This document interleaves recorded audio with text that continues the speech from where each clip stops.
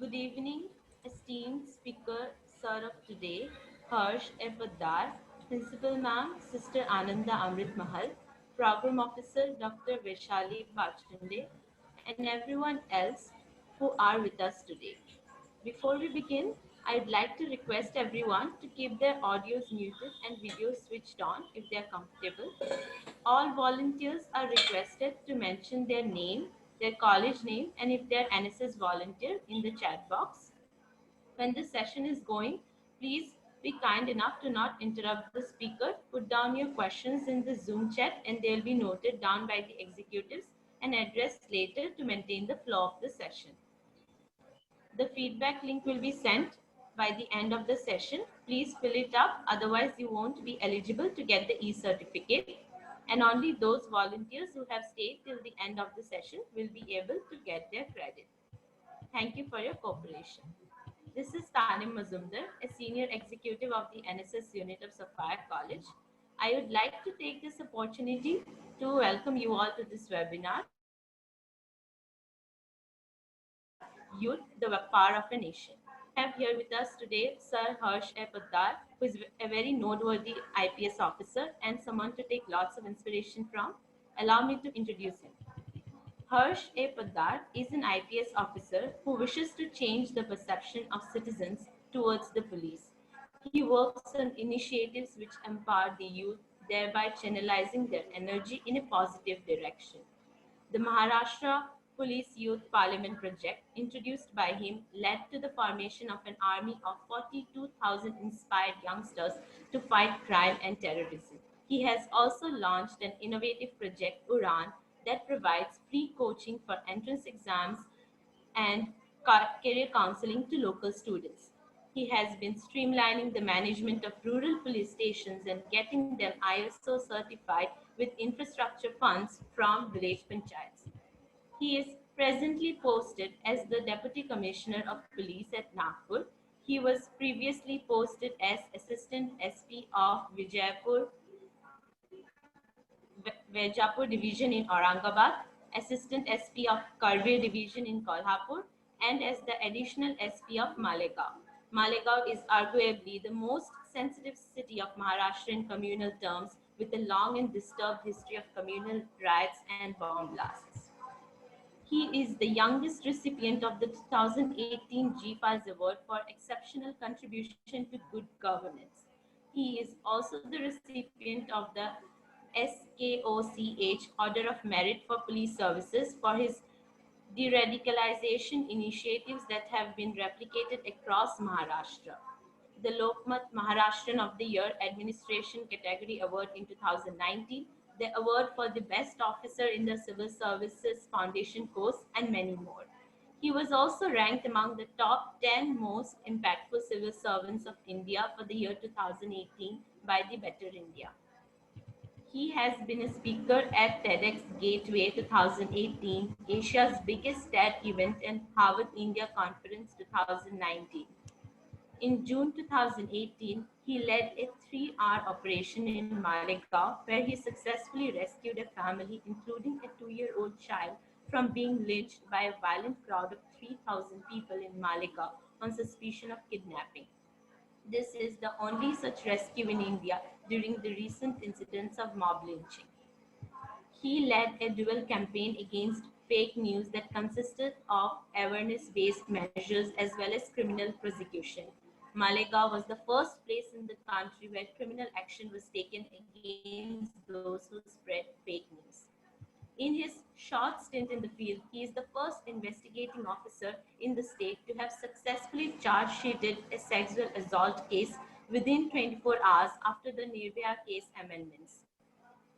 He also has to his credit the detection of several blind murder cases.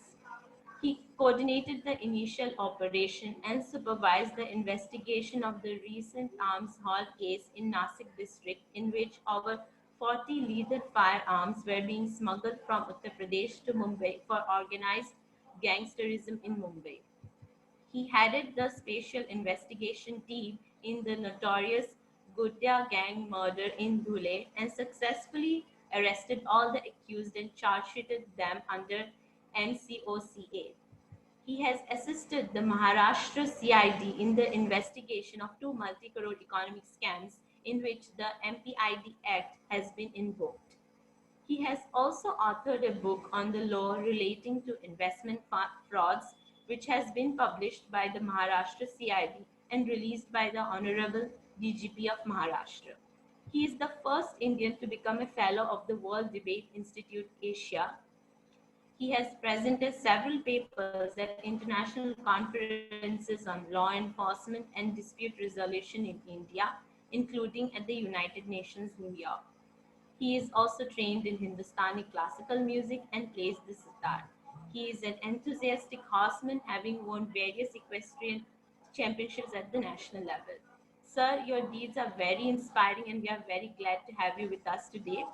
Now, with no further ado, I will request Sir to please take the spotlight. Thank you so much, Tanya.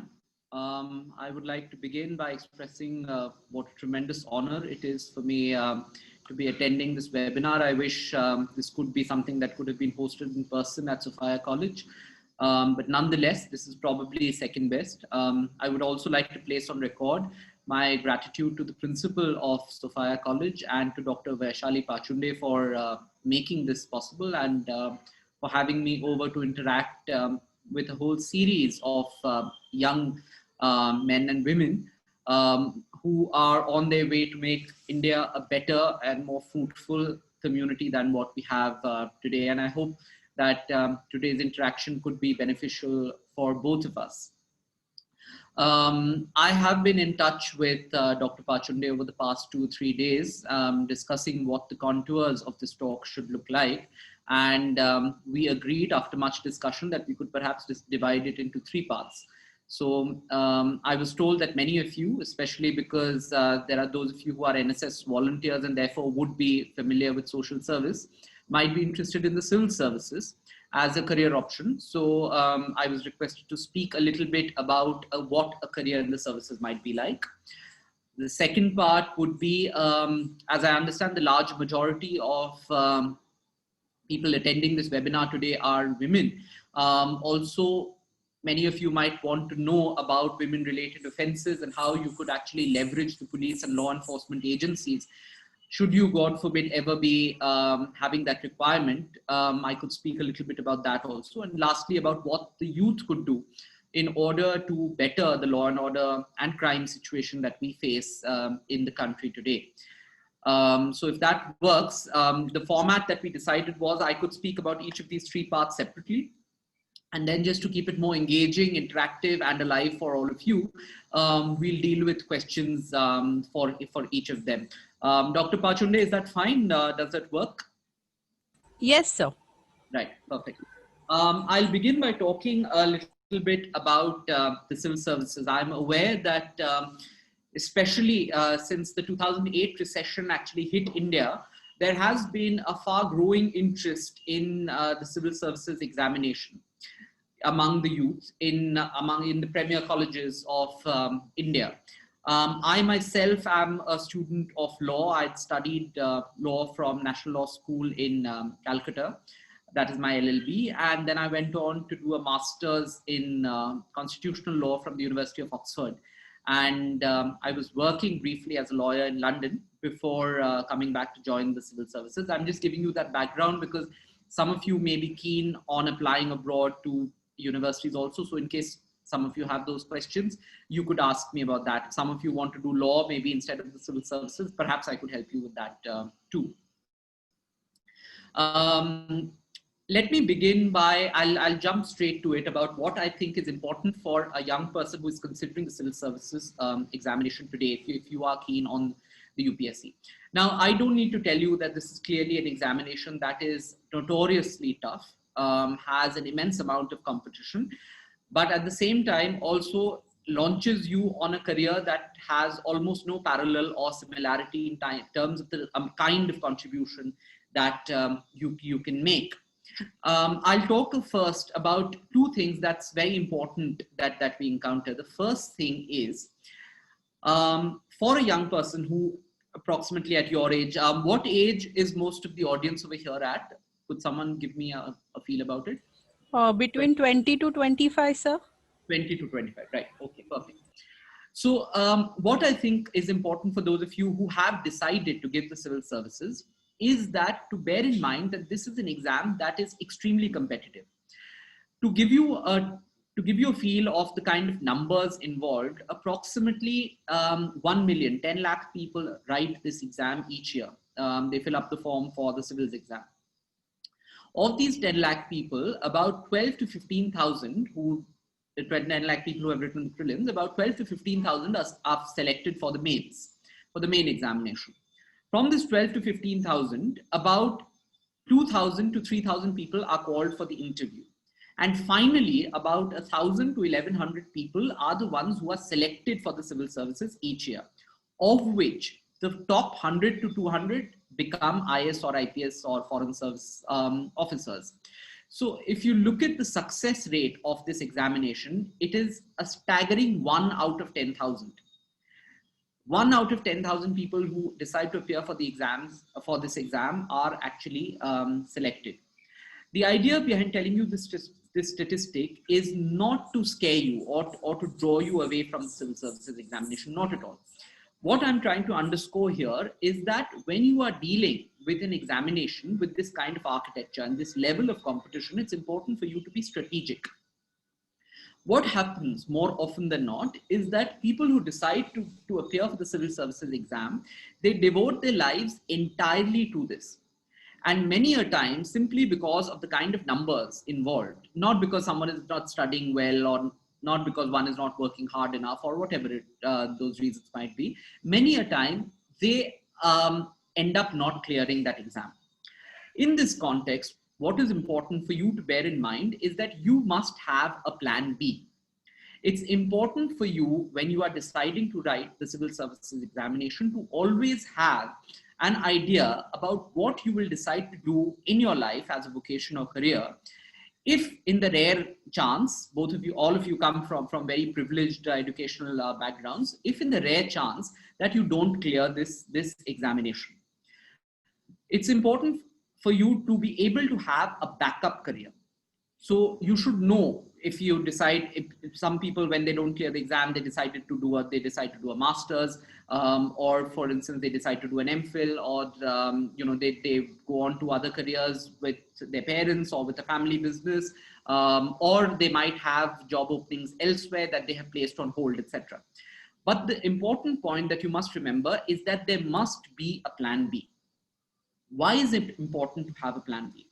It's important to have a plan B because when you are preparing for this examination, it's a very long drawn out process. Okay, so it takes about 18 months for you to give one attempt for this examination. You have the prelims first, then after 6 months you have the main examination, then after another 4 or 5 months you have your interview. So it's a very protracted process.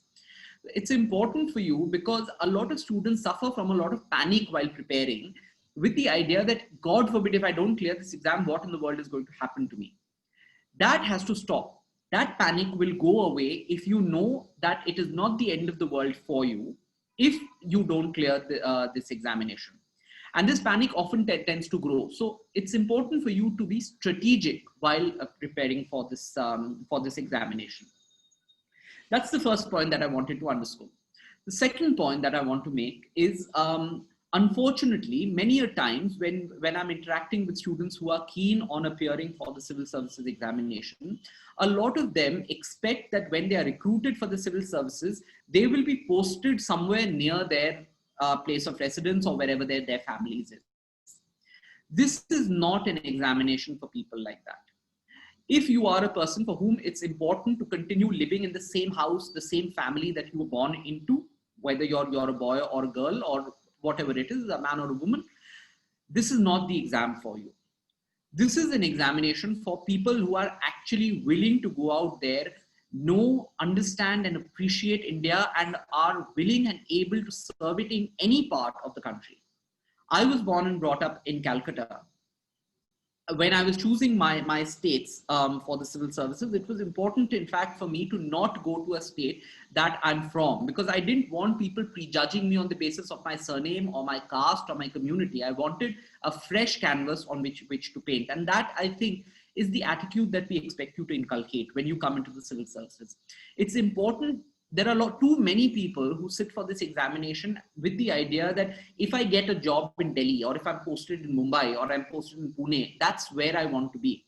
You have to be willing to get out there and work in Chhattisgarh, in Arunachal Pradesh, in Mizoram, in Jammu and Kashmir, in Tamil Nadu, wherever it is, and acknowledge and accept the culture, the language, the people of this place that you've been sent to, accept them as your own and serve the people of there. Because remember, this is an all India service. It's the Indian civil service. It's not the Mumbai civil service. It's not the Goregaon civil service. It's not the Bandra civil service. This is the Indian civil service that you're talking about. So you have to be inspired and motivated enough to be able to serve and do work in the best of your capacities across the entire country. That's an important point. Now, I appreciate that even today, despite the kind of progress that India has made in terms of social thought and movement, despite that, a lot of parents tend to be very hesitant about their daughters, particularly going into the civil services or going into services such as the Indian Police Service, the Indian Administrative Service. I myself have several batchmates who decided to opt for so-called safer services instead of going into, say, for instance, the police service, because their parents or somehow their family elders thought that's not the way to go. This is ridiculous. And this is something that all of you need to get out of. And if you're facing that kind of pressure at home, and I hope you're not, it's important for you to be able to counsel your parents and your family and tell them that we are not living in the 18th century anymore. I think the women of India today, every year in the civil services, in fact, women are doing much better than men at the exam itself. And even if you look at the training, you will see that the recruits who are women actually perform much better than the men in many instances.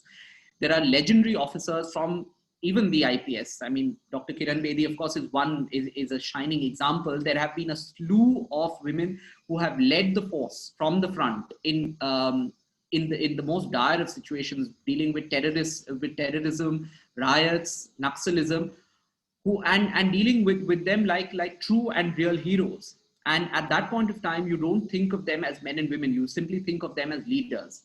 And I hope that those of you who are thinking of the UPSC at this point of time are able to imbibe that idea.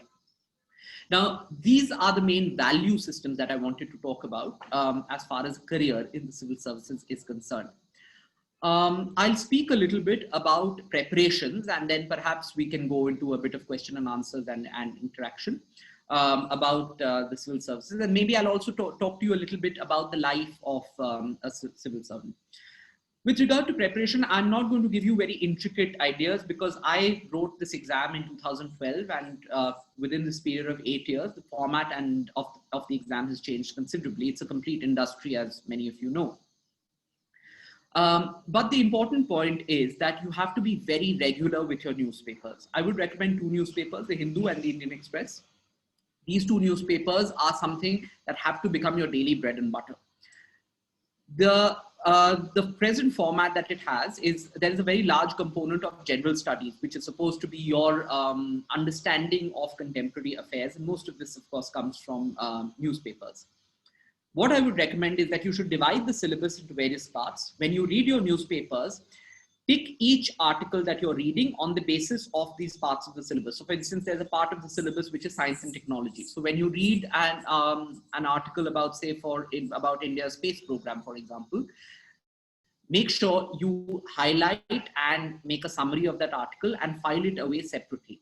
Apart from this, you should be revising anything and everything that you read for this exam at least 3 times. At least 3 times is the minimum. Too many people think that because the syllabus is so vast, they'll just read through everything once and then go and sit for the exam. No. Yes, the syllabus is very vast, but it's okay if you do 70% of the syllabus. But that 70% you should have read through at least 3 times. I'm sure those of you who are preparing will have more specific questions, so I won't go into more details, but newspapers is something that I definitely want to highlight. The third part in this segment of the talk that I want to talk about, which is more contemporary to what I'm doing, is the idea of what a civil servant does. Now, a lot of young people come into the civil services with the idea that this is essentially a life where it's all about beacon lights on your car, or it's about big bungalows, and it's about having people salute you. That's not the truth at all. That's not how it works.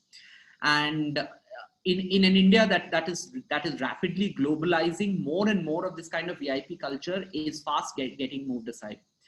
This is a career that is there for service. It's there for you to be able to do a lot for the society or community that you come from. From day one, you are placed at a very high level of seniority in the government. For instance, on the first day of my job as an assistant SP in the district of Aurangabad in central Maharashtra, I was in charge of at least 400 to 500 policemen who worked under my charge on the first day of my job.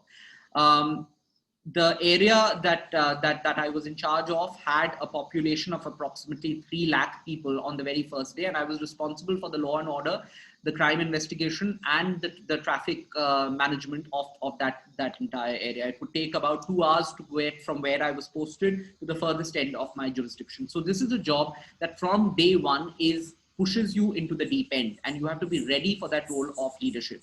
This is not a job where you begin by simply reading reports and then sort of writing letters and then doing a more secretarial job and then moving onwards into a leadership role. No, this is a job where you begin with a leadership role, and then that level of responsibility continues to go further and further up. For example, in my last posting, I was the superintendent of police of a district called Beeld, which had an area of about 10,000 square kilometers and a population of about 3 million.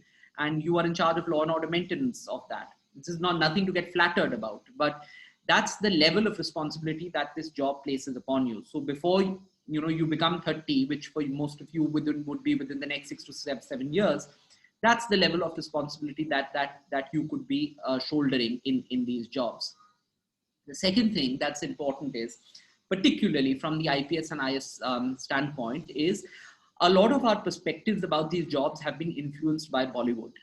Many of us tend to watch movies like Singham or other cop-oriented movies, and they get inspired by that, where you think that you'll get onto the field and you will thrash up the bad cops, the gangsters, and you'll beat up people, and that's your job. That's rubbish. That's not how it works. When you join the civil services, there is a very rigorous training process that really teaches you about the rules, the laws, and the entire edifice within which the Indian government functions. Okay.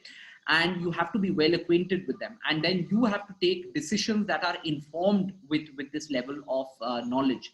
You will never arrive at any solutions if you decide to just be a person who refuses to listen to the needs of the society that you are serving, and you simply keep imposing your own decisions. That's the problem with models like Singham, because it's a character who simply doesn't listen. It's a character who doesn't understand, doesn't know the history, geography, economy of the region in which he's functioning, and he takes decisions completely on whim and caprice and what he thinks is right. He uses violence. That's not what the civil services is about. In the civil services, you've been recruited because of your intellect, and on a day-to-day basis, your decision-making also must reflect your intellect. The last thing that I want to talk about is that in today's India, all of you know that there are a lot of global opportunities out there for each of you, especially for extremely qualified young men and women such as yourself. You should know that the civil services is not for people who are on the lookout of making money. Okay, so if it is a priority for you to launch yourself in life at a very high economic strata, you will never be a person whose house has a swimming pool and who has 3 Audis and 1 Mercedes outside and sending your children to school abroad and all of that. No, that your pay in the civil services is comfortable.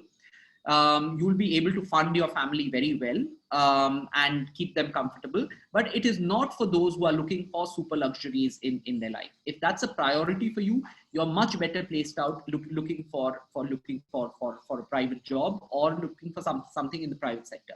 I myself was practicing as a corporate lawyer in London. My wife is still a corporate lawyer in London.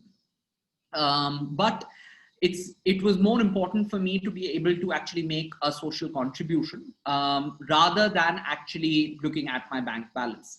However, if money is a priority for you, and where you stand economically is a priority, that's not a bad thing. In today's day and age, it's definitely not a bad thing. A lot of people are able to do a lot of social good because they are coming from a business or an industrial background. That's great. But then civil services is not the career for you. You should definitely go towards a different career in perhaps in the private sector. So that's my brief introduction about what I think it's 6:30 already, so that's half an hour, about what the civil service is like in terms of preparation, in terms of what your life is like, and also the kind of mindset that you need to have for this exam.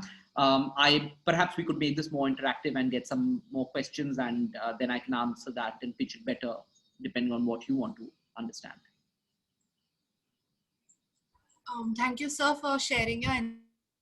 So we have a few questions I'll ask you. Firstly, what is the motivation behind you joining the police force? Right. When I was writing for the civil services, I didn't specifically have the IPS in mind. I came into law after class 12. I did the integrated degree, which you can take up immediately after class 12, because I wanted to get into public policy in some way or the other. My original plan as a law student was that I wanted to join an international organization such as the United Nations or the World Trade Organization, etc. But the time that I was in Oxford, Oxford has a career mentorship system. So, where senior members of the faculty groom you towards making career decisions. The time that I was at Oxford, my mentor, who was a senior law professor, told me that if you really want to make a difference on the ground, you should come in through the government of your own country. And that could be through politics, or it could be through the civil services. I don't come from a political background, so getting into politics wasn't easy. But the civil services was something that I definitely felt I should try. And that's how here I am. And I'm very happy to confirm that, excuse me, I'm very happy to confirm that it's been over 12 years since that decision, and I haven't regretted it even for a moment this entire time, simply because of the level of impact that you can make to community and society in whichever capacity you are recruited. But yes, the original idea, I took up law because I wanted to come into public policy and a public life in one day. Okay, sir, is selection to different forces of police like railway, general traffic through a single exam? No, the entry into the police force in Maharashtra happens at 4 levels. Okay, the lowest level is as that of a constable. So you have to have at least passed your class 12 in order to be eligible for that. There are 2 parts to that exam. There's a physical component, and there is a written exam. That's the first level.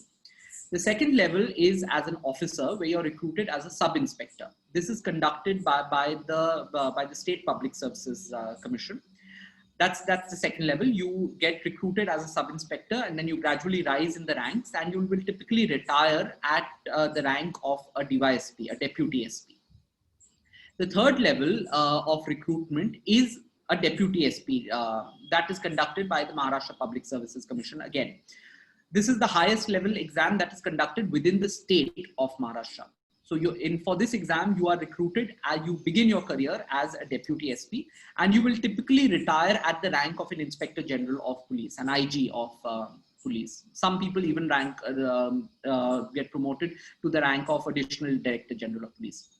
And the last and the highest level of recruitment into the police force is through the Union Public Services Examination, UPSC, where you will begin your career as an IPS officer, in which case, you begin your career as a deputy SP, but your promotions are much faster, and you can rise up right to the top as the director of the CBI, which is the highest investigating aid, the director of the Intelligence Bureau, the director of the RAW, RNAW.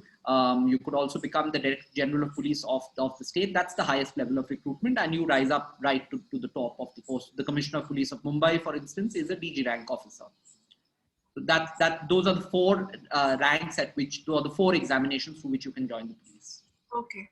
So, what are the duty hours of a police personnel, and what are the main problems faced in this profession? Okay.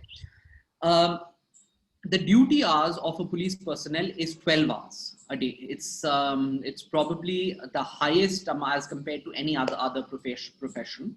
So typically in a district, it starts at 8 in the morning and ends at 8 in the night. That, however, does not mean that you don't have time for lunch, etc. But yes, it is a very demanding profession. So it's 12 hours and you get 1 day in the week off. So it's called one weekly off, and that's the case across the entire all the ranks of the police.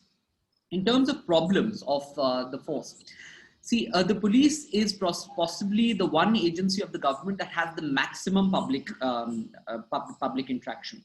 So all the problems really that inhabit the public are the main problems that the police also faces. So, for instance, crimes against women, communalism, terrorism, radicalization, law and order outbreaks, corruption. These are all issues that are major problems for the police also. So any and every macro level problem, social problem that you can think of is actually a problem that definitely has something to do with us. So, when you open your newspaper every morning and you see all the things that have been happening in the country, whether they are riots or whether they are protests or whether there's a festival, or whether there is a major, a VIP visiting the country from abroad, etc. All of these are things that have something or the other to do with the police. There is really no area of social life or public life. The moment you step out of the house, there is no aspect of your life that doesn't have something or the other to do with the police. So that's also one of the reasons why this is such a demanding career, but it's also one of the reasons why it's such a rewarding career, because there's literally nothing that you can think of that a policeman cannot help you with in one way or the other, legitimately. So that's how it is. So, for someone who comes from an arts background and is a complete beginner to this field, how should we start preparing?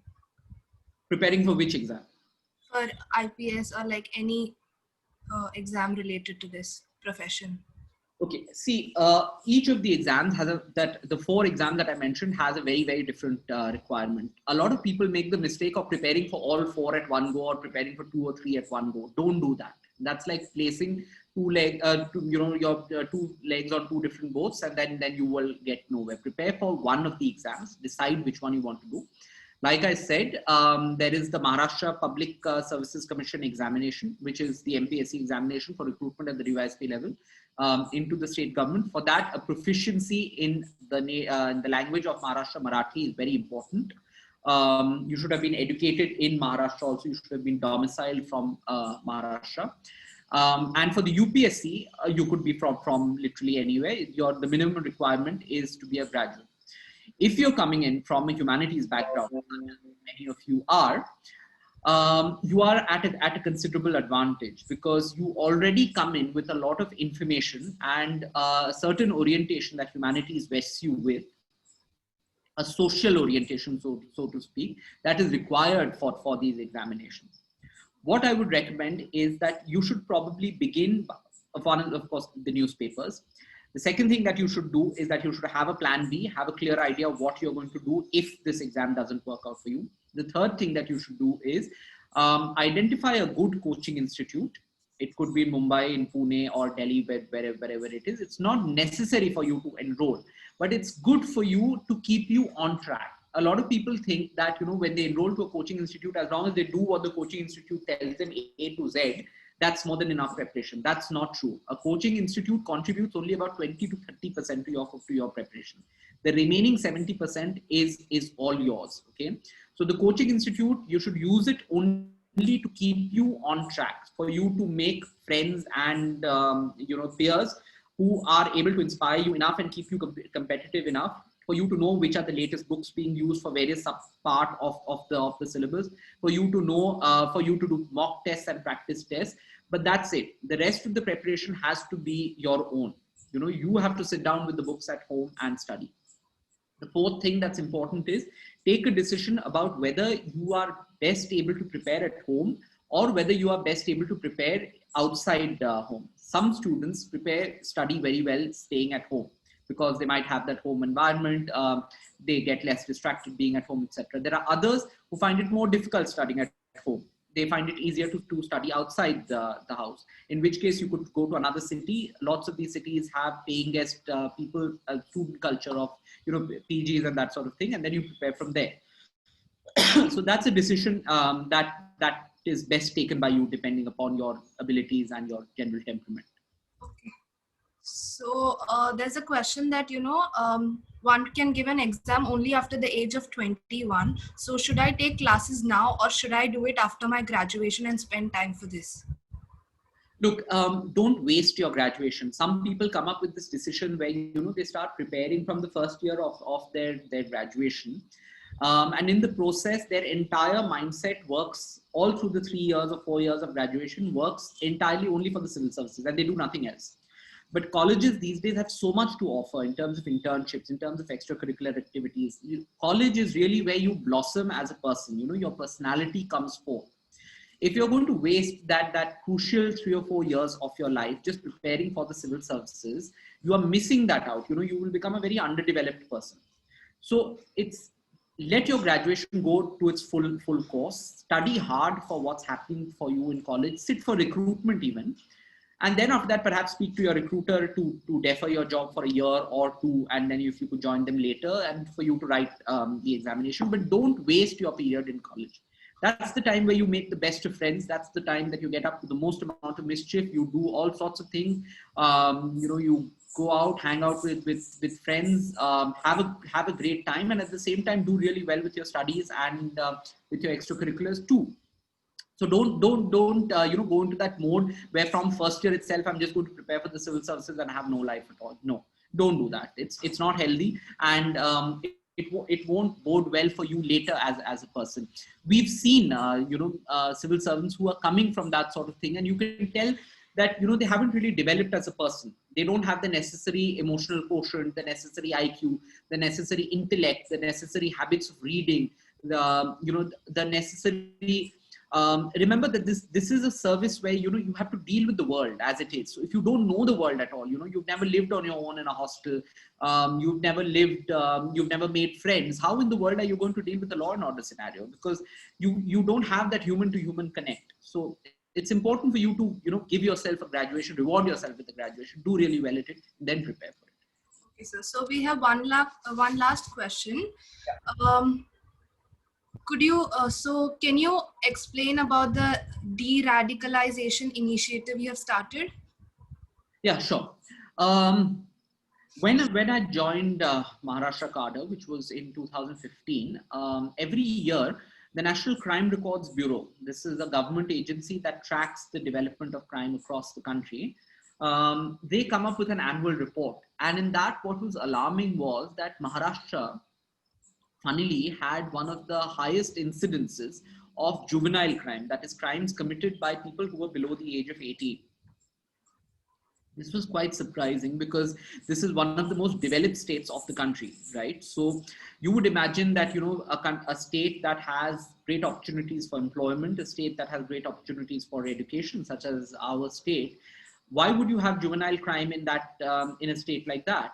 So clearly somewhere, also the funny part was that 60% of these people, these juvenile offenders, had actually attended school. Some of them had even attended college.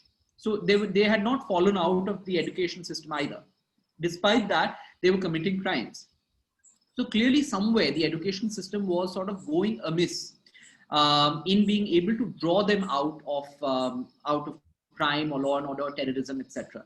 There was the area that I was first posted in, which was the Aurangabad region, that's called Marathwada, and also Malegaon, which you've probably heard of Malegaon in the context of blasts and riots and that sort of thing. In these areas, a lot of young people had indulged in rioting, in fanaticism, in various kinds of crimes. So clearly the education system was somewhere going amiss. Now, the project that we began and which later turned into the Maharashtra Police Youth Parliament and had created a youth outreach of about 2 lakh people across 18 districts of the state. The idea behind this project was that the youth of today, especially of the 21st century, they are not going to understand and appreciate something if you're just going to lecture them with it. Because then, it's a very top-down approach where community policing, on the name of community policing, police officers go into colleges and schools and they speak to students about, say, narcotics abuse or molestation or pornography and this kind of thing. It's not enough to just have this top-down dialogue. What is important is a bottom-up approach. It's important for your audience to realize and understand what it's all about.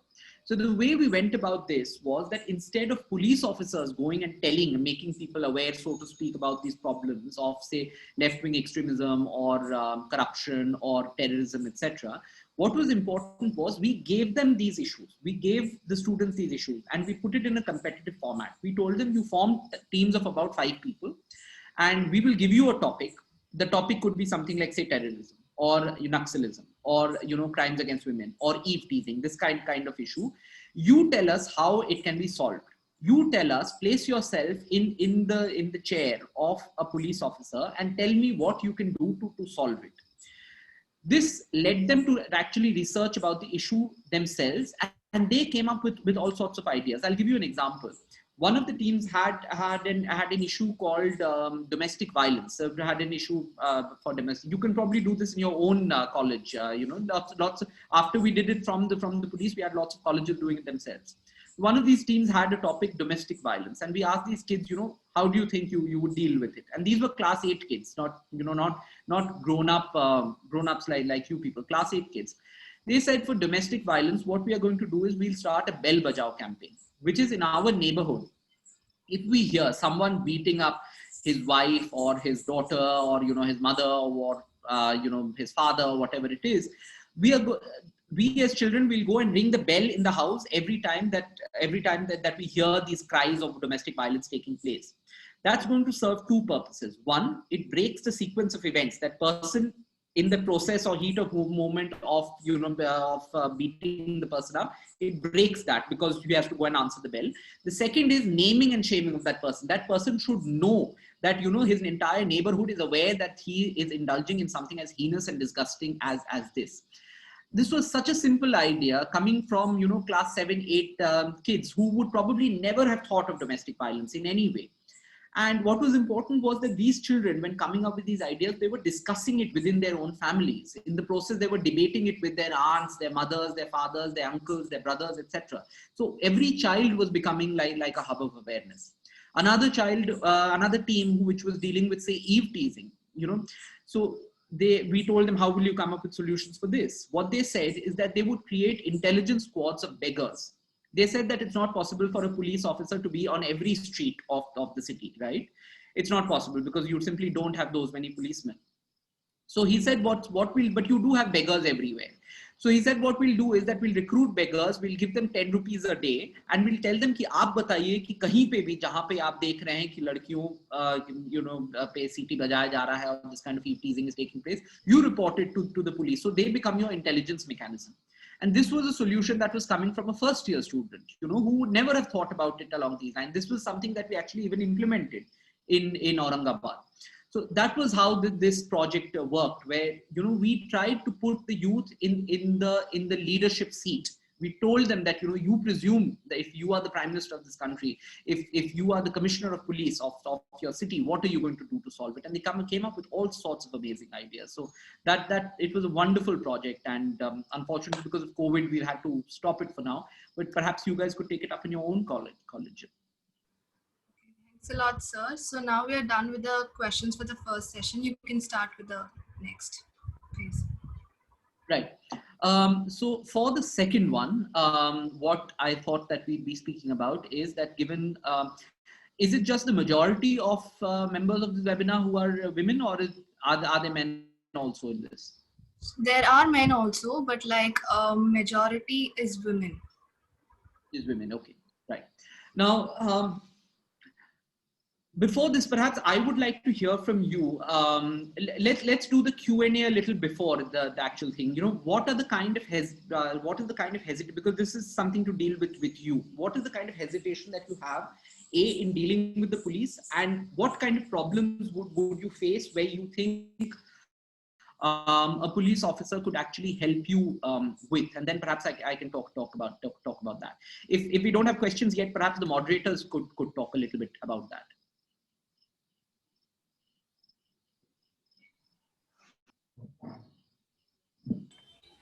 Sir, personally, I have I don't know why, but I have this personal fear that when it comes to policemen, I can't approach. I don't know, I have never had an encounter ever before. But like, I personally feel that, when it comes to going to a police officer, I'm always scared. Even when they came home for passport verification, I was kind of scared. So like, I don't know how, but obviously for matters like e-teasing, and I think approaching a policeman is the best option we have, because you become more confident when if you are ready to do that. That means you can stand up anywhere for yourself. So I personally think that way. Right. Anyone else would like perhaps chime in something? Anybody from the audience? I mean, you could just switch on your mic and speak. So, sir, I also have something to add, actually. Not really related to what Kaveri said, but like I have had problems wherein the policeman left us only because I was a female, even if it was my mistake. So I don't really understand why do they have this thing in their, I mean, what makes them take this decision that to leave the female person if they have done something and not the male person, even if it's not their problem. I mean, they were like completely wanting to target the male guy, even if it wasn't his fault and it was my fault. So yeah, I don't like this. I mean, I'm not able to understand the discrimination. Right. Okay. Okay. Anyone else? Sir? Someone raised hand, so ask the question.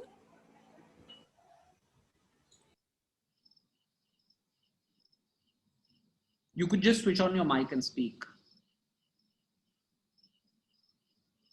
Yes, you can ask Michelle. You can unmute yourself and ask the question. I have a fear with these police officers, like in my area, where even if the person is talking nicely, the police officer just comes and hits the person. So I have a very fear of going to a police officer and saying, because I know the next minute he'll just pick up the stick and he start hitting me.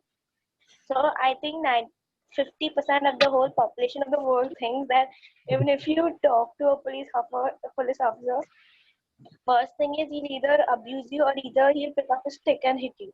So I think that these police officers, instead of fighting, maybe it's because of stress or maybe it's because of what's happening and something or pressure from the above. But I think if they could just sit and listen to the opposite person who's saying that let him finish saying, but I don't think that's the scene. Right. Thank you. Prachi has raised her hand and Stephanie. And we'll take these two and then I'll speak. Prachi, go ahead.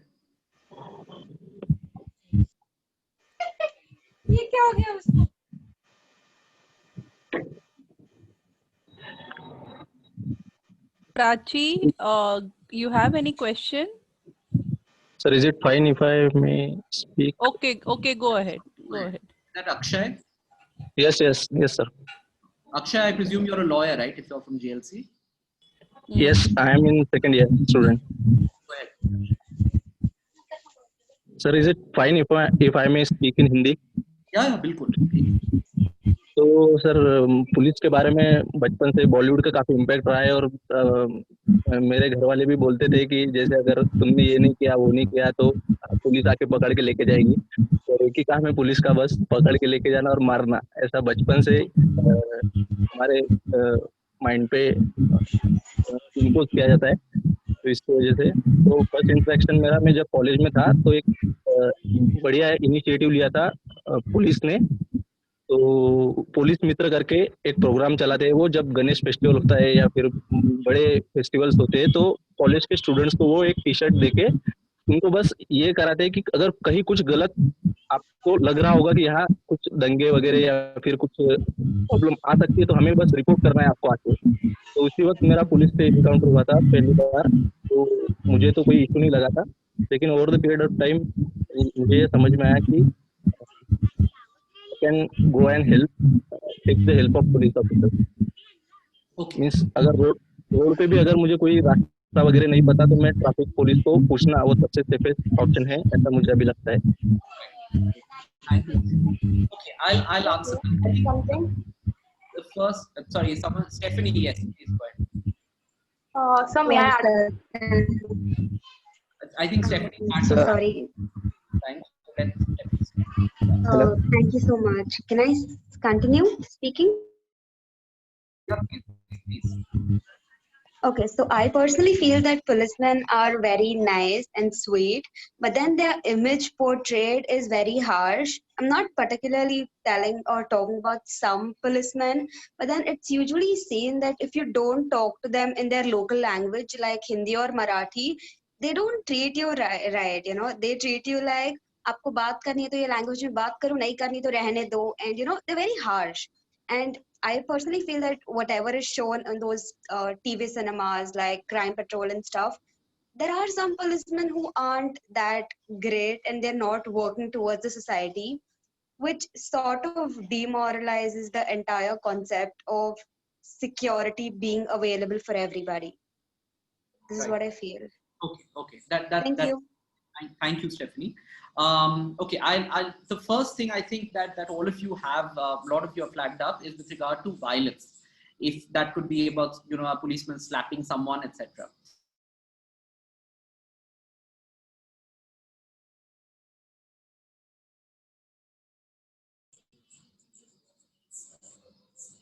Can you guys hear me?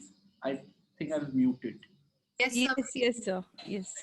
Now, it's important for you as educated young adults to be aware of when a policeman is entitled or supposed, he's never entitled, he's supposed to use violence. Now, the law on this is very clear. The police is permitted to use violence only when there is an unruly mob that refuses to follow legal directions to disperse. Okay, so if you have a riot taking place and the police has first made announcements and ordered people to disperse in order to protect the life and property of other innocent people, and those rioters, or you know, that mob refuses to comply with that, the police can legally use force. So when you're talking about the legitimate use of force, it's not called violence, it's called the usage of force. Then you can use force. In law, that is the only situation in which a policeman is permitted to use any kind of force or hit anybody.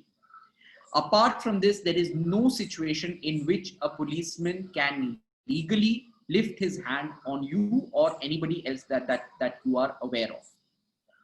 So know your rights as a citizen. Okay, so in future, if that of course, you know, you're not going to stand on the road, and this is not how it's going to work practically. You won't be able to lecture the person about his use of violence, but you should know that in law, this is the only situation in which a policeman is entitled to use force.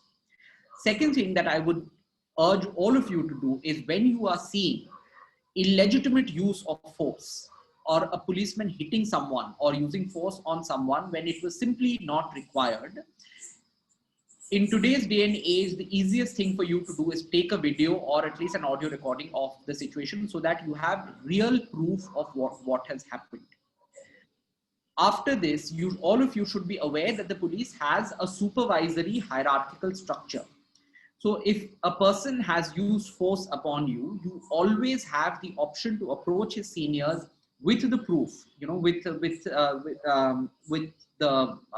video, whatever it is. If you haven't been able to take a video, then at least someone with you who is also a witness to the entire thing, that this sort of thing has happened to you.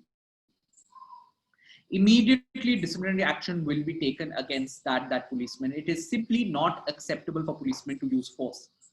And internally within the police organization itself, We are trying extremely hard from top to bottom, from the DGP to the junior most constable of the state, a force of close to 2 lakhs of Maharashtra police. We've been trying extremely hard to reform the attitude of the police when dealing with citizenry. There are training campaigns that are conducted for them, constant counseling sessions that take place, written orders that exist about the kind of treatment that you are supposed to mete out to a citizen, and being violent is simply out of the rule book. So that is something that you as citizens should be very, very aware about.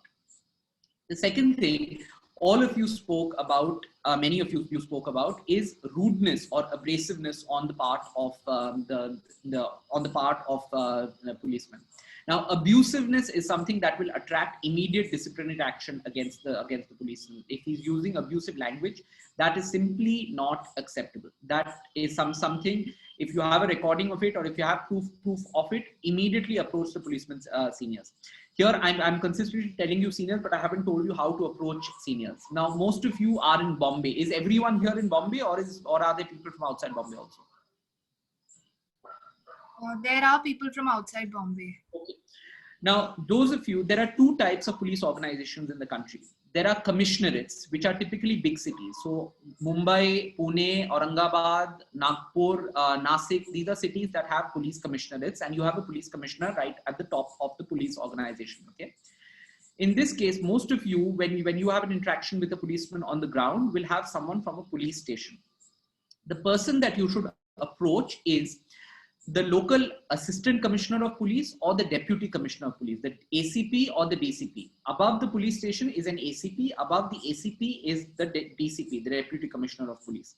Above the deputy commissioner of police, there is an additional commissioner of police. Then there is a joint commissioner of police. And then finally, there is the commissioner of police. So you see, there are so many ranks of police, especially in Mumbai, who you can approach if you have a grievance against a policeman. Okay, so you should go ahead and make sure that this cop is brought to book, and you should make it a point to actually complain about it. You could do so on social media also, on Twitter or on Instagram or on Facebook, etc. If you are not in a commissionerate area, you will be in a district. So, you could be in a district. In a district, the head of the police organization is the superintendent of police, the SP. In this case, if someone from police station has behaved badly with you, you should approach the deputy SP. If the deputy SP is also not able to give you a proper solution, you can approach the additional SP. If the additional SP also doesn't work, then you meet the SP. So these are the supervisory ranks. Their phone numbers will be available on the internet. You just, for instance, if you are in, for example, if you are in the district of Thane, you could go to Thane Police and you will find all of the phone numbers that you could contact. Many times senior officers may not answer calls because they are busy in a meeting or whatever it is. You should send them a WhatsApp. Everyone in Maharashtra Police uses WhatsApp. Send them a message or a WhatsApp explaining what has happened to you in either Marathi or Hindi or English, and tell them that this has happened. You would like an appointment to meet them. Or you could explain the problem there itself. If you have a video, well and good, you could send that. The second fear that you must have, if I complain about the policeman, what if he or she starts harassing me as a counterpoint? Okay. For this, I want all of you to know that there is no policeman in Maharashtra who has the guts or who is able to do something to you if you are in the right. Okay. Simply no one is going to harm you. There will be some bad apples in the flock who could threaten you in one way or the other, or who could try and see that you desist from complaining against them. What I would advise you to do is keep a call recorder on your phones. If such a call comes or such a call is made, make sure that call is recorded. You don't say anything that is abusive or argumentative. Just record that call and send it to that policeman's superior. He will be dealt with. That's an assurance. Now, this is as far as remedies within the police organization is concerned. Apart from this, there is a state police complaints authority, an SPCA. You can Google it, you'll find the details. So there is one in Maharashtra also, where you can actually complain about police high-handedness. There is also a state human rights commission, okay, an SHRC, a state human rights commission. You can complain to all of these organizations. They are very active. If you are facing anything that to deal with the police. Now, this is as far as the negatives are concerned. Now, let's come to information that might be useful to you as young men and women. The first thing I'd like to talk about is crimes against women. Crimes against women. Now, we've all heard about horrific kinds of crimes that have taken place against women, in some case, even minors, but they could be male or female, that have taken place in our country. One thing that I would like you to remember is that in most instances, a crime does not take place immediately. In most instances, that is not to say that it doesn't happen suddenly. In most instances, there is some sort of build-up, okay?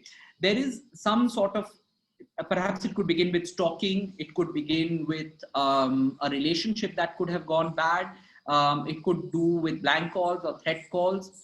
And then gradually, when the perpetrator, the criminal, starts feeling that, ye to kuch kar nahi rahi hai, the moment they start getting that security, that she's actually getting scared, and she's not retaliating in some way, that's when crime starts increasing. And that's when the gradation starts to increase. The important thing here is always to nip it in the bud and show that you are not afraid to report it. That reporting, depending upon the seriousness of the crime, it could be within the college environment itself, it could be to the police. I would always suggest that it should be to the police. Almost in every city, especially in Mumbai, you have dedicated women's cells of police where you can actually report this and where immediate action is taken. So in Maharashtra, you have something called Damini Pathaks, okay, which are Damini squads that deal with crimes against women. Make sure you have the contacts of your local Damini Pathak with you.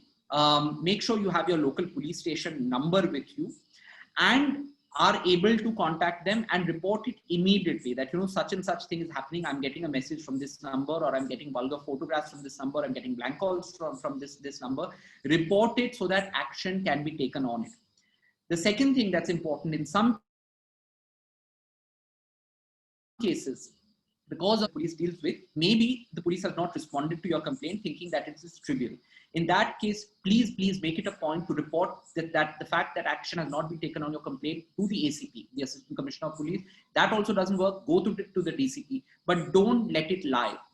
Don't leave it in a situation where you reported it to the police station, nothing happened, and then you just left it because you felt that, okay, the police is not responding. Don't, because ultimately, God forbid, if something happens tomorrow, it will happen to you. It's not going to happen to the police. So you have to protect yourself. It's important to get a response from the police. They have to take some action.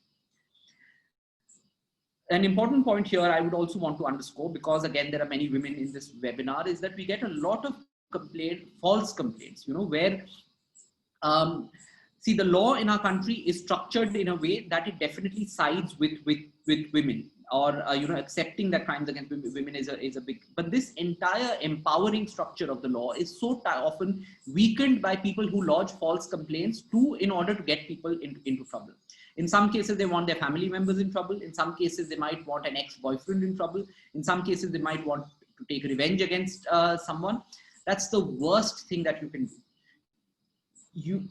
It's such a lowly thing to do, because you are undoing decades of work that has been done for women empowerment to place them better in a criminal situation. And because of that one act of yours, it's possible that 5 other women may not get justice, because some policeman develops a prejudice that all of these seem to be fake complaints. That's terrible. So that is something that you should definitely never do. Another thing that I would like to point out is that I want all of you to Google the Indian Penal Code. Okay, the Indian Penal Code is the main law in the country that gives out what are crimes in our country. It's divided into sections. I want you, all of you, to go today itself to section 354 of the Indian Penal Code, and then it's followed by a series of other sections, 354, 354A, B, C, D, etc. All of these talk about way sexual harassment can work. Okay, this is something that every young woman today should be aware of. What is actually a crime? You should remember that even stalking on the internet is a crime. If someone is consistently sending you messages that are unsolicited, that itself is also a crime. So you should be aware. Read these sections. They are written in simple English. Any of you will understand. Read these sections and understand what a crime is. We also have special laws with regard to sexual harassment in the workplace. Okay. So if you, as a young woman or a young professional, are being sexually harassed in the workplace, there are laws to deal with it. There is the Prevention of Sexual Harassment Act. That's something that you can open up and read up. But it will give you the architecture for how to approach every workplace. In fact, is supposed to have a Vishaka committee. Okay, it's supposed to have a sexual harassment committee. Even your college must be having one. If there is a sexual harassment complaint made, then that committee actually inquires into it. And then depending upon what the incident has occurred, a crime may be registered, the person may be rusticated or whatever it is. So in your workplace, in your college, in wherever you are, please make sure that you have a sexual harassment committee and you are able to approach it. The last thing that I want to say in this regard is that nothing works as best as a personal touch. I would encourage all of you to set up an appointment with the officer in charge of your local police station, meet him once and have a face-to-face interaction with him. You know, it works well if you know who your local your local station house officer in charge is. In some cases, you could even go and meet the Deputy Commissioner of Police or the Assistant Commissioner of Police, but know people in the police. I'm not saying that you bribe them or that, you know, you have a relation where you're giving them mithai and all that. No, not at all. That's not required at all. But have a face-to-face recognition with your local police. You know a local constable in your area, so that if God forbid you are in distress and an emergency number is not working, you have someone that you can actually speak to. Make friends with the police. We really encourage that. Okay, so try and do that for sure. That's important. In fact, if you people are in college, I don't know which police station Sophia College comes under, but perhaps invite your local Deputy Commissioner of Police, your local Assistant Commissioner of Police, and the officer in charge of your police station. This last guy is the most important because he's the one who will first respond to any situation, and get them to know your students. Okay, let the students meet them in groups of 10 or 15 and meet them. So that's important. So those are the suggestions. If you have any questions about this, then please tell me. Thank you, sir. There are a few questions. So I'll read out the first one. Some policemen hesitate or refuse to file a complaint about family matters or small domestic violence cases or mental harassment cases. So in case the police is not ready to lodge an FIR, what can be done? Okay. Now, see, the law in regard to this is this, okay? Crimes under Indian law are divided into two parts: cognizable crimes and non-cognizable crimes. Non-cognizable crimes are normally minor crimes, like if one person slaps another person and that's it and nothing else happens, then that's a non-cognizable offense. You can still register a non-cognizable offense, but the police will not investigate into that until a judicial magistrate first class sanctions the investigation. On the other hand, you have cognizable offenses, which are more serious, such as molestation, such as rape, such as cheating, such as murder, such as attempt to murder, such as causing grievous hurt, etc. In these cases, the moment it is reported to the police station, the police has no option but to register the offense. It has to be registered. Theft is another example. It has to be registered as an FIR. If for whatever reason the police refuses to register an FIR, you are supposed to, in a city you apply to the Deputy Commissioner of Police, in a district you apply to the Superintendent of Police, and you ask them to get it registered.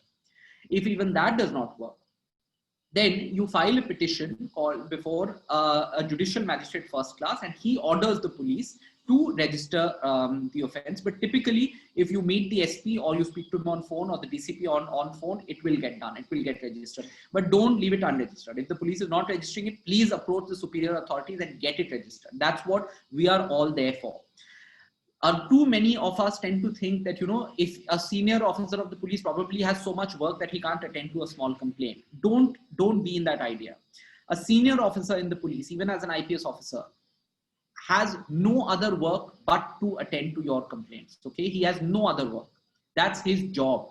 So, don't suffer from the idea that, oh my God, that guy is an IPS officer, that guy is a DCP, or, that guy is the Joint Commissioner of Police. How can I possibly go and disturb him about something as trivial as this? No, that's his job. That he's there to do just that. That's what the state is paying him for. So please don't suffer from this idea that, this seems too small a matter to take above the police station. No, nothing is too small, because tomorrow that same thing could escalate and become a much bigger issue.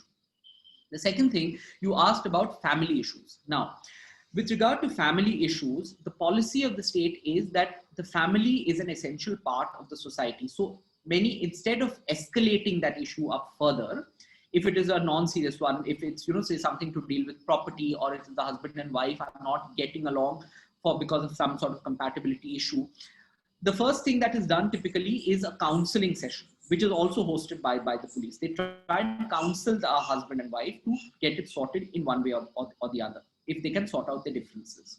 If that doesn't work, then an offense can definitely be registered. But there are other types of offenses which, even if it takes place in a family, is just not acceptable. For instance, if a minor is being molested in a family, or is being beaten up brutally, that is something in which an FIR has to definitely be registered, so that there's no counseling in such cases. So depending upon what your offense, what exact situation is, you should be able to get an offense registered. Yeah. Okay, thank you, sir. The other question is, what are the laws that protect men from sexual harassment? What are the laws that prevent men from sexual harassment? With regard to protection of men from sexual harassment, we don't have a very strong legal architecture at the moment as yet. Having said that, if even with regard to men, if there are situations where, for example, a man is being sexually harassed in a workplace, and it's being made subject to his promotions or his career in that place, they can approach the internal sexual harassment committee of the office to get it sorted. If that doesn't work out, they can definitely approach the police. The police can intervene, call the people, counsel them, and if necessary, an offense could be registered. But unlike many Western countries, unfortunately in India, this is yet to develop to a very large extent. The focus still very clearly has remained on sexual harassment of women for obvious reasons in our society. Thank you, sir. The next question is about cybersecurity. So someone asks, if, for example, if someone steals or takes your photos without your permission and then posts it or makes a fake account on your name, is it considered as a crime? And Yes. she's come across pages with pictures of random girls in not such good positions. And it is, apart from the website norms, are these things punishable by the law? Yes, they are. They are punishable under two laws, the Information Technology Act and the Indian Penal Code.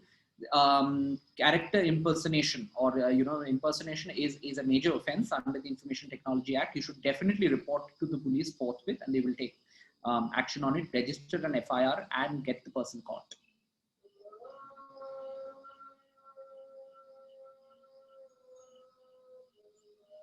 Does that answer your question? Yes, sir. The last question is, how can we come to know about our rights as citizens? Where can we know about our rights? Just hold on. I'm sorry. Who is the moderator I'm speaking to just now? Ishika. Ishika. Yes, sir. Okay, Ishika. I don't know if you want to extend this session and just do away with the last part altogether. I'm subject to what Dr. Pachunde says, because maybe this part is something that's far more relevant to most of the people in this audience. Again, just take a call. Yes, sir, because time does not permit now to take the third session, but I really want you to tell about our NSS volunteers are there and they are really doing social service really well. So I want you to just advise them how they can help to maintain law and order in the society, to help the policemen, how they can work with you. Okay, maybe we'll just do that for 5 minutes. Yes, sir.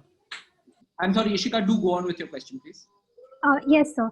You said that we need to be aware about our rights as citizens. So where can we know about our rights from? Unfortunately, I can't think of an immediate compendium that exists like this as far as rights are concerned. What you should really do is perhaps invite a lawyer or a policeman to take 2 or 3 sessions for you in college on specifically 2 laws, the Indian Penal Code and the Code of Criminal Procedure. These are 2 laws that would be able to enlighten all of you a lot about the kind of rights that you would have in a criminal situation. You know, if someone does something criminal to you, or if you are involved, God forbid, in some kind of situation, what you should be doing, they'll be able to guide you through each of the sections and what the procedures are. So you should definitely have a session like that in college. Maybe it could be done through the NSS, or if the principal of the college is still here, then you could take that up as an initiative. But I think for young women and men, it's really important to have a brief understanding of certain laws of the country. The IPC, Indian Penal Code, and the CRPC, the Code of Criminal Procedure, are two laws that you should definitely be aware of, and the Information Technology Act, because you know, so much of your lives are spent on social media and on the net these days.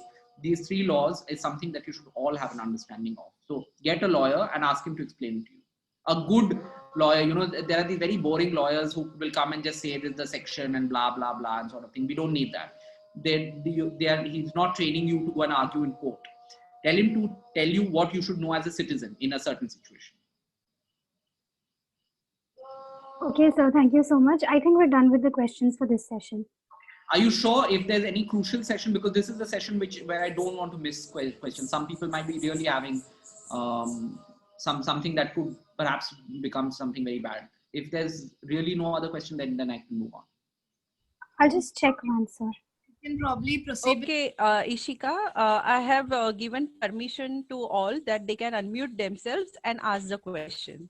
Okay, ma'am. Hello. Hello. May I speak? Yeah, please. Just tell me your name and go ahead. Sir, myself Prachi. I have a question here. That if someone is blackmailing you about something, then what can we do at that time? Prachi, there could be two things. If you know who the blackmailer is, then you should immediately report it to the police. If it's unknown, even then you should report it to the police. Report it to the police immediately. Tell your parents about it. Don't keep it hidden, because these are the kind of cases that can become really, really bad. Okay, sir. Thank you. Hello. Yeah. So I have a question. In situations where the police help the politicians or the blackmailers, in that situation, what should a person do? A politician and a blackmailer is not the same thing. Okay. Like if either of them is in collaboration with the police, like they help each other. So what does a citizen like me should do? See, you know, unfortunately, Bollywood has sort of taught us that a politician is always bad. That's not true. We are in a democratic country, okay, and a politician is a representative of the people. Many a time, in fact, most of the time, what they come to see. Today, me as an IPS officer, I haven't been elected. I never stood for elections and got voted here. I gave an exam and I cleared it, thankfully, and then I'm here. But we are a democracy. It's not people like me who are supposed to rule. I'm supposed to serve. I'm supposed to execute the government's policy. The government has to be run by elected representatives who are politicians. So in a democracy, most of the time, politicians, when they come to us with issues, they come with really genuine and legitimate issues, depending upon the politician. 90% of the time. 80% of the time, they could be coming up with self-serving issues where our job is to simply say no and say very restrictively that this cannot be done and know that cannot work. If you find that in a problem that relates to you, a politician is intervening, or some sort of middleman is coming into play, like I said, the first thing that you should do is report this officer to his seniors. Go to the SP, go to the DCP, and report that this is my issue.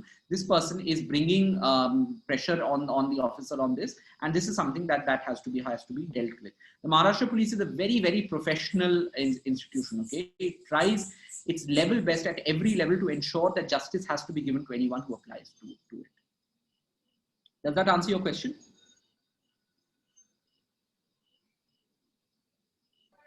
Yes, sir. Hello, sir. Another question. Hello, I'm Dhananjay Kadam. Yes, Dhananjay. Hello, I'm audible. Sir, I want to ask you, sir, हमारे महाराष्ट्र में, I am from Nanded, तो आपने Tukaram Munde sir का नाम सुना होगा sir.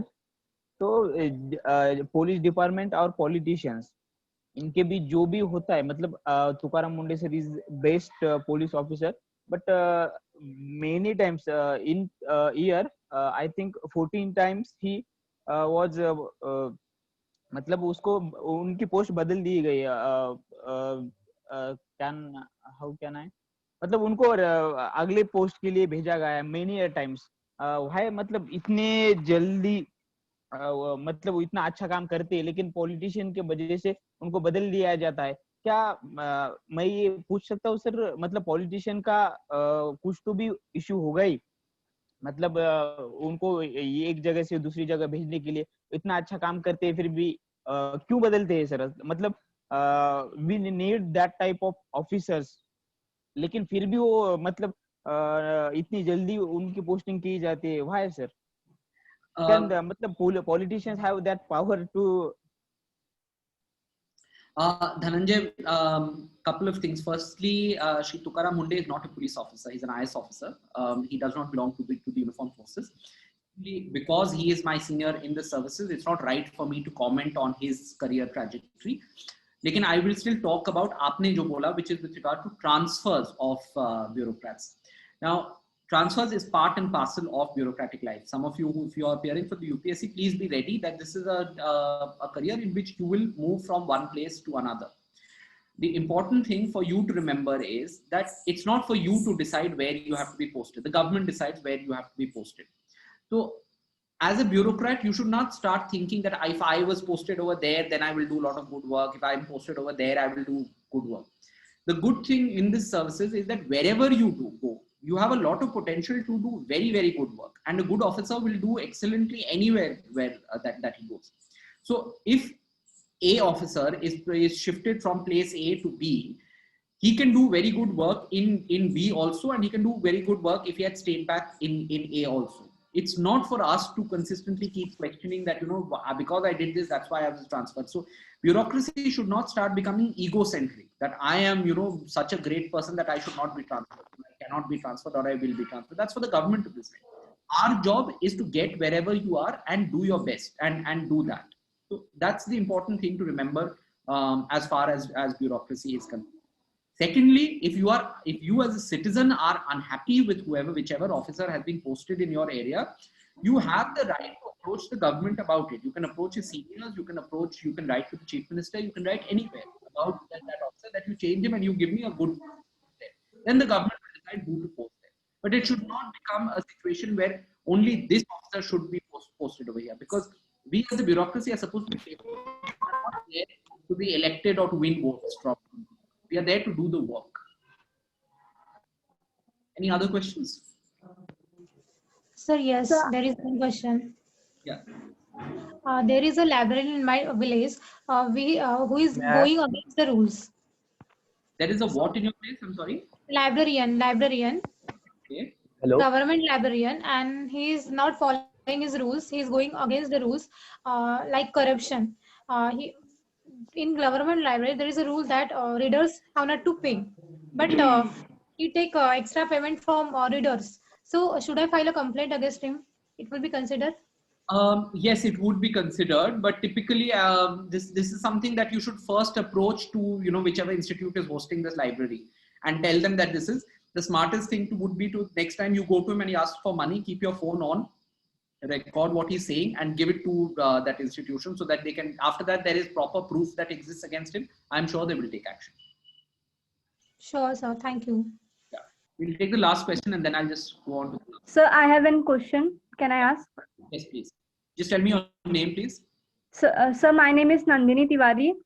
So my question is about mob lynching. If we are situation in the mob lynching, then what should we do? Like we have seen the Palghar wala Kand, like how police officers were not helping them and they were killed off. So that was my question. Okay. I have dealt with mob lynching situations myself, and mob lynching is a very complex crime to deal with. Typically, mob lynching tends to happen when you are a stranger in that area, where the people don't understand your language, you are not able to explain yourself, you are dressing differently, and you do something. In some cases, maybe you haven't provoked also, but in some cases, something has happened that may have provoked. If you feel that the situation is getting bad, getting out of hand in any way, what I would advise all of you is get out of it as fast as possible, as far as your own safety is concerned. Now, many of you might think of this as cowardice and, am I propagating cowardice? But trust me, the most important thing for you, you can report about it later, intervene about it later. There will be a zillion solutions, but we don't want any of you getting into a situation where your own life could be in danger. So if you feel that you are in a situation where you are alone and, people are gathering around you and they are against you, the moment you see that there are 6-7 people gathering, 9-10, and you are totally outnumbered, please get out of that situation for your own safety. After that, you can approach the police and you can tell them, and then the police can come and help you out with that situation. But the first thing that you as a person should do is get out of the situation. That is not to say that the police is not supposed to act. Yes, the police has to act. In Palghar, what happened was not acceptable. Okay, I have dealt with a mob lynching situation where there was a crowd of about 1,500 people against just 50 policemen, and we had to use force to disperse them in order to rescue them. But it has to be a case where our lives as policemen has to go before yours does, because we have to protect you in every situation. So if the police have gotten there, it is their duty to protect. But if there isn't enough time for the police to reach there, you should focus on getting out as fast as possible of that situation. Don't let it reach. Some people, especially when they are young, they are so inspired by Bollywood that I will stay here, come 50, 100 people, whatever they will see what they will do. Don't let that happen. It's not wise. It doesn't make any sense. You can later on come back with the police and get that sorted. That's the advice I would have. Okay, now I think I'll just, Dr. Pachunde had advice about what you guys can do for social service and for maintenance of law and order. I think one of the things that I want to talk about and we focus on is that in today's situation that you face, oftentimes are a very divided country. That's something that needs to stop happening. I'm on social media myself, and I try and understand where it is going and what's happening. And when you see social media, what you'll see is that there's so many people who are getting offended by almost anything and everything. Okay, anything offends them, and they will go on a tirade on social media against all sorts of things. And many of these will be abusive. They will be arguing, and very little of it is informed. I think the most important thing that you as NSS volunteers need to do is to start bringing people together. One way to do that, and one way to show that we are a developed society, is the fact if we can disagree without getting violent with each other, without getting abusive with each other. That culture is something that needs to start permeating, where you and I as two people can have a difference of opinions. But at the same time, we don't have to start abusing each other. We don't have to not be on talking terms. We can still be friends. We can disagree and still be friends. That's something that's crucial, in our society. So if you people are in the NSS, there are many issues that polarize our society in several ways. You pick up the newspaper and you will find 10 issues every day that are polarizing us in a number of ways. Get people that your friend circles, your classmates, your professors, teachers, your family members, to argue out something, and argue it out rationally with information and in a knowledgeable way, but not in a stupid way, saying that that this thing I don't like and therefore even you should not like it, and then force it down your gullet. That doesn't work. So that is one of the crucial things that I think the youth needs to take on board. You could do this in many ways. I think I've always felt that encouraging debate, discussion, encouraging, sessions where two people can actually moot a point out is something that can have a tremendous impact. So one of the activities that I would recommend to you as NSS volunteers is organize discussion clubs. Especially now with Zoom calls, you can do it even online, where give out an issue, get people to prepare for it, and come out and argue about it. That itself changes the culture of things to such a large extent. The second thing that I think is important for the youth today, and something that will have a major impact on law and order, is the ability to bond with people who come from a different background from one's own. bond with people who come from a different economic class, a different state, who speak a different language, who might come from a different religion, and you make friends with them. Understand, what they are thinking, and talk to them about uncomfortable issues that could be uncomfortable in one way about or the other. Even sexuality, for instance, sexual preferences, for instance, this is something that we need to start talking about openly. That's what's going to bring us together. A lot of laws and order situations, a lot of criminal situations, take place because people simply refuse to understand each other these days. That's terrible. They refuse to understand that, just because a person comes from a different religion, that person comes from a family just like yours and mine, and it has a mother, a father, a brother, or a sister, just like you and me, and a family situation is just like them. One of the things that I'd started in one of my earlier postings is where we used to have students from one family, from one religion, going and spending a weekend with a family of another religion. And gradually they come to realize that, I could be, a Hindu. I go and live in a Muslim person's family. I realize that their family is just like mine. They sit down and have lunch, dinner, they pray together, they laugh together, they bond together, they fight together, they cry, they have their own worries, etc. Just like our family. This person, tomorrow when he goes out and a riot happens, he's not going to go around killing people just because they belong to a different religion. Simply because he understands that they are just as much like me as someone from my own religion. So that's something I would definitely advise.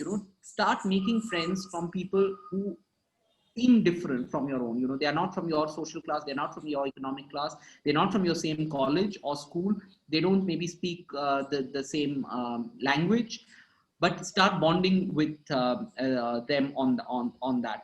There's I think someone in her question had also raised this issue that, some people refuse to speak to you because you don't speak a certain language. That's ridiculous. You should try and understand a language, accept it. There are so many people, it's so unfortunate, who live in Mumbai, but who refuse to speak to you if you speak in Marathi, for instance. And it's, one can understand that it can be insulting at some level, and you should understand that this is also the capital of that state. If you pick up a bit, if you're living in Mumbai, what's the harm in learning a bit of Marathi? Just understand it so that the person can speak to you. I have friends, who insist that, I'm going to speak only in English. Why? We have to still recognize that, English continues to be the language of a very privileged small segment of educated people in the country. So you should be able to speak in, say, Hindi or in Marathi or in a language that people can appreciate or understand, and gives you a wider audience. So just digging your heels in and saying that I refuse to speak a language is just not done. I don't think it pays tribute to the idea of India, so to speak. So yeah, I think that's what I have for NSS students. Okay. Thank you so much, sir, for this insightful session. Now I would like to call upon our program officer and organizer, Dr. Vaishali Pachunde, for the vote of thanks. Thank you, Kavya. After listening you, sir, I remember these words. The talent of success is nothing more than doing what you can do well and doing well whatever you do. So on behalf of Sophia College NSS unit, I, Dr. Vaishali Pachunde, NSS Program Officer of Sophia College, extend our gratitude to our eminent speaker, IPS Harsh A. Poddar. Thank you, sir, for the time and effort you took. Students who are entering a new growth phase, for those, your informations are very timely. I believe that they can benefit. Thank you once again. I thank our principal, Dr. Sister Ananda Amrit Mahal, who always stand behind us. And I thank all the participants for joining with us today. Thank you.